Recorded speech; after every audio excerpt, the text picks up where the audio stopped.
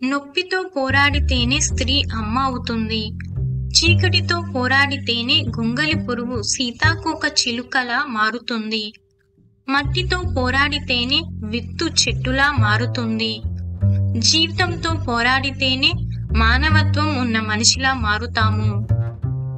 మంచులా కరిగిపోయే ఐశ్వర్యం కన్నా మనసులో నిలిచిపోయే మంచితనమే గొప్పది. కాలాన్ని వృధా చేయటమంటే నిన్ను నువ్వు దోపిడీ చేసుకోవటమే. మంచి ఎక్కడ ఉన్నా పరిగ్రహించు, చెడు ఎక్కడ ఉన్నా పరిత్యజించు.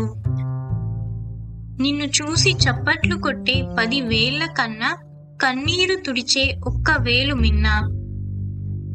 మేలు చేయకపోయినా పర్వాలేదు, ఎవరికి కీడు మాత్రం చేయకూడదు. నిజమైన స్నేహితుణ్ణి సంపాదించుకోవటం అన్నిటికంటే కష్టతరం. సంతృప్తి కలవాడు మట్టిని ముట్టినా బంగారమవుతుంది. పుస్తకాలు, స్నేహితులు కొద్దిగా ఉన్నా మేలైనవిగా ఉండాలి. ప్రపంచంలో నువ్వొక సాధారణ మనిషివే కావచ్చు, కానీ కనీసం ఒక్కరికైనా నువ్వు ప్రపంచమంతా గొప్పగా కనిపించేలా జీవించు.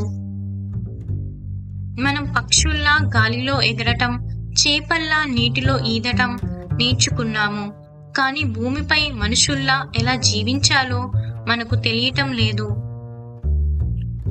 ఆకలి వేసిన సింహం గడ్డి మేయదు, కష్టాలెన్ని చుట్టుముట్టినా ఉత్తముడు నీటి తప్పడు. ఎంత అరగదీసినా గంధపు చెక్క పరిమళాన్ని కోల్పోదు. ఎన్ని కష్టాలెదురైనా ధీరుడు ఆత్మవిశ్వాసం కోల్పోడు.